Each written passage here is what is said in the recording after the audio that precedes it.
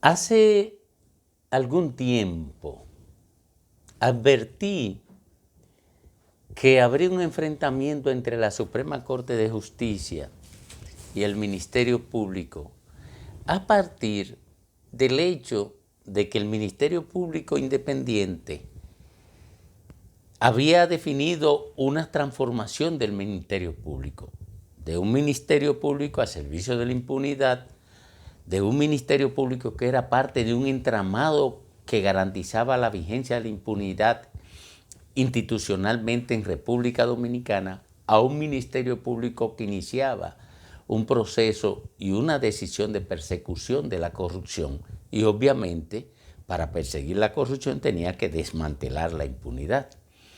Como la Suprema Corte de Justicia, de acuerdo con mi tesis, era parte de esa estructura de impunidad institucionalmente construida, al igual que la Cámara de Cuentas, ese razonamiento me llevaba a la conclusión de que, como el Ministerio Público había dejado de ser parte de ese entramado de impunidad, se generaría un enfrentamiento inevitable entre la Suprema Corte de Justicia y el Ministerio Público. Pero antes de desarrollar lo que para mí es la construcción de una perspectiva, yo quisiera invitarle a ustedes a que se suscriban a este canal para que ampliemos esta comunidad reflexiva que nos lleve un poquito más allá de lo obvio. Suscríbase y déle a la campanita de notificación para que le lleguen estos contenidos inmediatamente nosotros lo coloquemos en redes. Bueno, yo había reflexionado y la reflexión me llevó a asumir esta tesis. Ahora estamos frente a la puerta de ese enfrentamiento. Sí, frente a la puerta de este enfrentamiento. ¿Por qué? Porque la casualidad no solamente ha llevado al Ministerio Público a un punto de investigación que jamás se había realizado en el orden penal en República Dominicana, al punto de investigar al órgano control y fiscalizador de las finanzas del Estado, la Cámara de Cuentas. Pero ocurre que la Cámara de Cuentas también es un órgano que tiene jurisdicción privilegiada. Sí, tiene jurisdicción privilegiada porque, al igual que los legisladores, el presidente de la República, el vicepresidente de la República,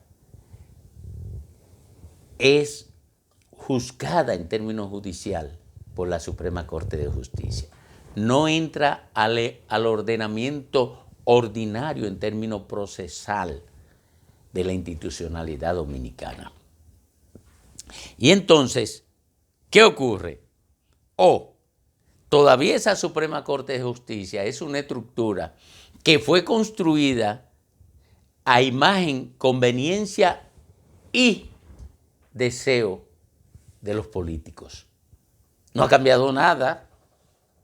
Todavía no ha cambiado nada en la Suprema Corte de Justicia. Le cuento a ustedes que lo único que ocurrió es que fue evaluado uno de los jueces más íntegros de la Suprema Corte de Justicia, el juez Francisco Ortega, y fue evaluado y ratificado. Y yo dije en su oportunidad que fue ratificado no por su desempeño, que fue excelente, sino porque era parte de un grupo económico, el grupo Corripio, que lo quería ahí, que fue el que lo llevó ahí, pero que también lo quería ahí. Y como este es un gobierno esencialmente empresarial, no podía dejar de satisfacer esa aspiración empresarial, la de dejar a Francisco Ortega ahí.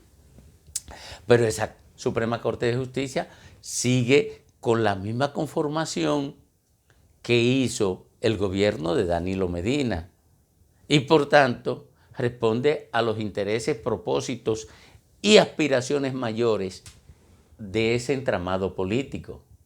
Usted tiene entonces que llegar a la conclusión obligatoria, aunque no lo desee así, aunque usted no lo quiera así, si usted reflexiona con algún nivel de independencia de sus deseos y de sus aspiraciones, usted tiene que llegar a la conclusión de que ese enfrentamiento ya está a la puerta.